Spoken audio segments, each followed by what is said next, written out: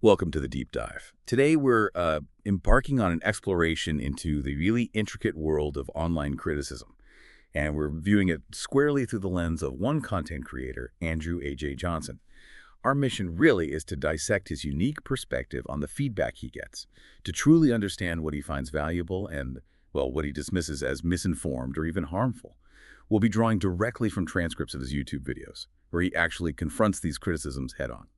And for you, the listener, this isn't just, about one creator's experience. It offers some pretty profound insights into feedback itself, I think. Like, how do we as an audience offer criticism that's genuinely constructive? And on the flip side, how do we, maybe as creators ourselves, or really anyone putting themselves out there, how do we learn to receive it without getting overwhelmed, while still staying true to our own purpose in this constant stream of opinions? Andrew himself really sets the stage. He has this powerful line. He says, maybe nobody else wants to give me a chance, but maybe I do. It's a statement that right away signals a creator taking pretty resolute control of his own narrative.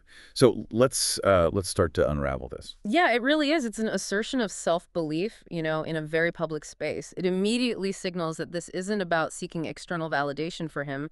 It's about defining his own journey. Okay, so let's start by confronting some of the really personal stuff Andrew addresses, particularly the criticisms that feel like, direct attacks or these demands for what seems like an impossible standard. Perfection. One of the most striking is this persistent demand for him to get more education. Even though he already has, 4.5 years of post-secondary credentials?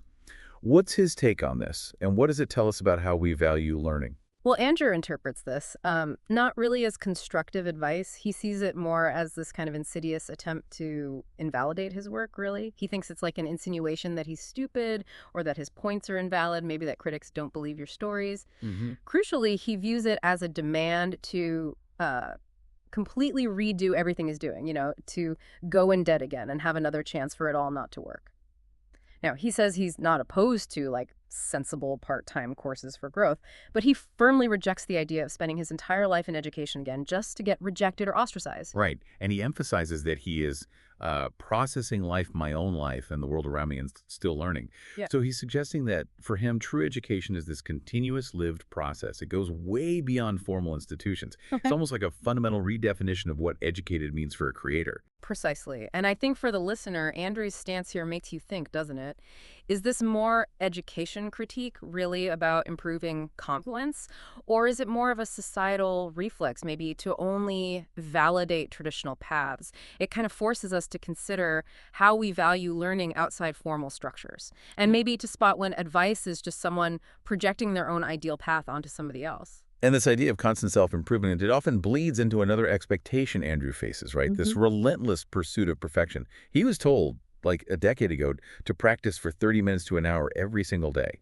How does he square that ideal with the reality of being an active, evolving creator? His counter is, well, unapologetically direct. He just says, I don't have time to wait until everything I do is a perfect post for everyone all the time. Right. He positions himself as being on a process before your eyes in real time. Yeah. So constantly learning and evolving through the act of creating itself. For him, the journey is the content, flaws and all. Okay, but what about the really dismissive stuff? The critiques that aren't even about technique or content, but just that raw, I don't like your voice or your writing, your editing, or even just bluntly, I just don't like you altogether. I mean, how does a creator even navigate that kind of subjective personal rejection? Yeah, that's tough. He challenges the premise directly, though. Does personal dislike actually invalidate his entire body of work or the effort behind it? He asks, does that mean because you don't like it that I've never done any of those things? He believes these critics are just wanting to look at all the faults and maybe judging him against the super polished sheen of mainstream talent shows. He seems to accept that, people will not stick around for the bad or ugly bits, but that doesn't mean his work has no merit. And he pushes back, doesn't he? Asking critics, if you're not in the arena being as vulnerable, then why should your opinion matter that much to me? He even throws out that provocative question, how many albums have you made lately? That's a really powerful reclaiming of his own space. It is, and I think a key insight here is his ultimate acceptance, in a way, of this subjective feedback. He says, because you don't like it doesn't mean that somebody else won't like it, and maybe I like it, and maybe I like living that way. That's a statement that really prioritizes his own creative satisfaction over trying to get universal approval. It's a powerful act of self-validation, I think. This kind of leads us to the classic kill your darlings dilemma, right? Right. Critics often ask him, why am I seeing all of this? Implying he should, I don't know, trim his output or remove certain things. Right. And Andrew highlights his consistency there. He points out he's kept a YouTube channel running for 8 years. He confirms he does leave a lot of stuff on the cutting room floor, and that he shares as much as I can keep up with the demands of social media. The ideal of having a perfect video for everyone every single day is, well, as he puts it pretty bluntly, not the reality. He then suggests this really compelling shift in perspective. Instead of viewers asking, why is he sharing all of this? Maybe they should think about, how is he able to do all of this? It totally reframes the sheer volume as an accomplishment, not a flaw. It absolutely does. And it connects back to that idea that the quantity and the visible evolution of his work, those are integral parts of his creative story. It suggests there's this significant, often unseen effort happening behind the scenes that allows for that consistent output. It kind of prompts us to value the process just as much as the polished product. Okay, so moving beyond those direct personal attacks, Andrew also puts a lot of energy into defending his artistic style, his authentic expression. Take, for instance, that really common criticism aimed at creators with a distinct voice. All of your videos are the same, which is kind of wild considering he has nearly 500 videos over like 15 to 20 years. Yeah, and his response is so simple but profound. He just says, I have a style. He draws that sharp analogy, asking how anyone could say Billie Jean and Imagine are the same song, which really highlights that for an artist, having a consistent voice isn't a limitation, it's a defining feature, it's their signature, you know. Okay, this next one really peels back a layer on audience dynamics, I think. Andrew frequently hears this admonition to be careful with your language. And he makes this astute observation. He says the people giving this advice are generally not stressed out about crises in the world. Things like the cost of living, housing, jobs, loneliness, healthcare crises.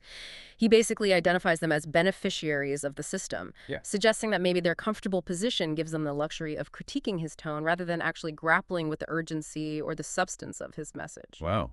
And his direct challenge to them is pretty blunt. If you can do it better than me, then do it. And specifically, if you can maneuver through social media platforms, having only 15 to 30 seconds to talk, then you do it. Yeah, he sees this demand for careful language as an attempt to make him stay as a doormat, or even more explicitly, as a way of silencing someone. He notes that trying to be nice or extremely careful with my language didn't really lead to success or connection for him in the past. He believes when he comes on strong, critics just fixate on one mistake or error to dismiss everything he's saying. Which raises a really important question for us, the audience, right? Do we genuinely want to understand a creator's perspective, or do we just want to be able to tell me how they think I should be? And sometimes Andrew gets labeled crazy or non-confident. That's a pretty heavy dismissal, isn't it? It really is. And he dismantles it by questioning whether a fact's validity depends on who says it. He asks, if a crazy person states a fact, does that mean, therefore, that fact is wrong? He asserts that a fact is still correct, pretty much no matter who says it, if there's evidence. And he uses that powerful analogy about not listening to a supposedly crazy person warning about a broken bridge and then suffering the consequences. He also really emphasizes his unique lived experience, stating, you haven't been what I've been mentally, you haven't been through my experiences. And he asks critics not to tell me about the experience you think I should have. He asks listeners to just take me at my word. Yeah, it's such a profound plea for empathy, isn't it? And an acknowledgement that his personal truth, his own journey, is absolutely fundamental to his creative output. And therefore, it demands to be taken seriously, not just dismissed. Okay, let's shift focus a bit to how Andrew challenges audience expectations. Especially when those expectations kind of lean into profit motives. Viewers sometimes complain, saying they're not getting something or they're not seeing solutions in his videos. Right. And Andrew clarifies his purpose with refreshing directness here. He says, I never said that I was trying to make a profit out of social media. He shares that he genuinely tried to give people something specific, but they consistently remained dissatisfied. So his conclusion is this really powerful pivot. I guess it's just, for me, it's my personal YouTube channel or TikTok or Instagram or Facebook for me. And his advice to the audience becomes really straightforward. Take what resonates and leave the rest. It just underscores the autonomy of his creative space, doesn't it? Absolutely. Now, for any artist, I imagine this next one is a particularly stinging blow. Being told your work isn't profound, complicated, or deep. Oh, yeah. Andrew's emotional response here speaks volumes. He asks, imagine telling an artist at heart that nothing they have made or written down or sung has any meaning. Oof.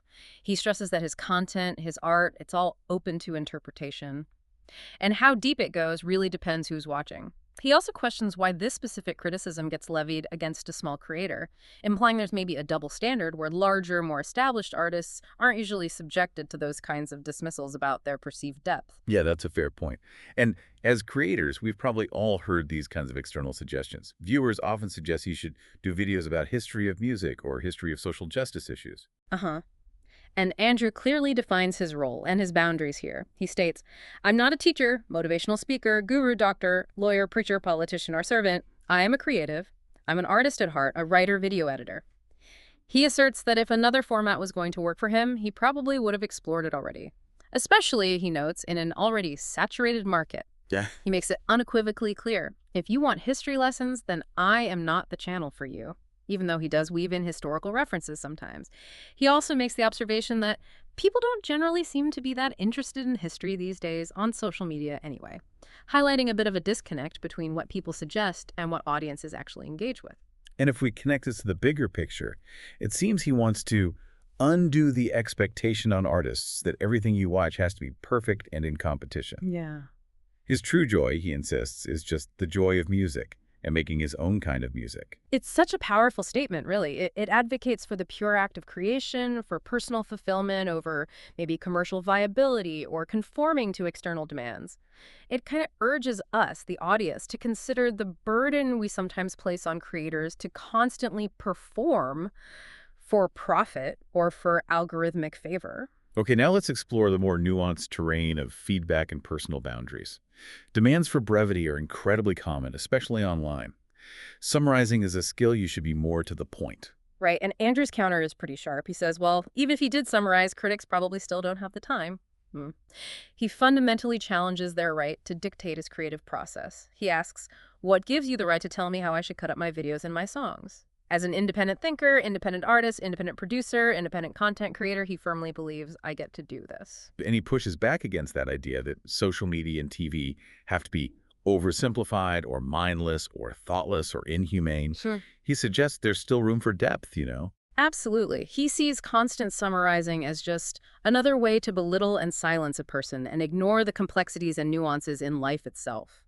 It speaks to a broader societal impulse, maybe, to reduce complex ideas into these easily digestible sound bites, sometimes at the cost of, well, true understanding. Critics also often tell him to express more gratitude and happiness. This feels like a really deeply personal directive. It does, and Andrew observes that these demands often come from people who generally are not affected by world events or grief and loss. He views their offers of the very bare minimum, quick greeting, a surface-level nicety, as them wanting the rhythm and not the blues. It's a desire, he believes, to keep interactions superficial, materialistic, surface level, avoiding the deeper, messier emotional truths. And as a human being, a complicated man with wants, needs, hopes, desires, and dreams, and so much more, and a rich inner life and imagination, he believes he deserves more than just charity or pity. That's a profound statement of self-worth, really. He even accepts that some people maybe shouldn't be in my life anymore. Yeah, it represents such a powerful act of boundary setting, prioritizing his own emotional well-being and authentic expression over these external expectations of how he should feel or act. It's probably a necessary step for any creator, honestly, to protect their creative and personal space. So Andrew clearly defines what constructive criticism actually means to him. It's something that I can use in my life. Exactly. And he gives concrete examples of what that looks like. Things like update your instrumentation, which he points out he actually did, or you could have used more shoulder action and shimmying, which he says he'll consider. This raises a really important question for all of us, doesn't it? How often do we offer feedback that is truly actionable and specific versus just, a personal preference or maybe a vague complaint that leaves the creator with nothing tangible to work with? Yeah, that's key. The final criticism he addresses is that dismissive line, you're just reacting to life, or maybe overreacting. And his concluding thought on this perfectly encapsulates his stance, I think. And really, this entire deep dive, he simply says, you have not seen everything or heard everything from me. It's such a powerful reminder that there's always more context, more experience beneath the surface of what gets presented publicly. It's fascinating how Andrew notes he often gets these criticisms offline or in the DMs from people who won't comment publicly but will judge or criticize me where they themselves feel protected. Hmm. What does that tell us about the nature of modern feedback? Well, it highlights a really pervasive issue, doesn't it? This sort of digital courage versus public accountability. He points out these critics often base their judgments on having seen his content just at a glance, or maybe they caught a bit of it without really engaging. He acknowledges social media can be a pretty passive experience, Hmm. but he stresses that because you don't have patience for it doesn't mean it cannot be understood. Well, too, he even offers practical solutions, suggesting viewers could dig a little bit deeper. Maybe use YouTube's double time feature or the closed captions rather than just making these snap judgments. So this deep dive into Andrew A.J. Johnson's approach to criticism, it really reveals a powerful perspective on creative autonomy, authenticity, and just the very nature of feedback itself. He offers a really compelling argument, I think, for a creator's fundamental right to define their own purpose and expression, and to push back against these external pressures for conformity or, profit. He definitely reminds us of that crucial distinction between harsh, unhelpful critiques, which are often rooted in projection or just impatience, and truly constructive feedback, the kind that offers actionable insights. And he underscores how important it is to understand the full context, both from the creator's lived experience and maybe the critic's underlying assumptions. It highlights that ongoing challenge of navigating audience expectations when your art is, at its core, a deeply personal process. So, as you reflect on this, maybe consider this provocative thought. In a world absolutely saturated with content and instant feedback, how do we, as both creators putting ourselves out there and as consumers engaging with that content, how do we cultivate the discernment to know what feedback to actually internalize, what to respectfully disregard, and how do we foster interactions that genuinely enrich rather than diminish the creative spirit?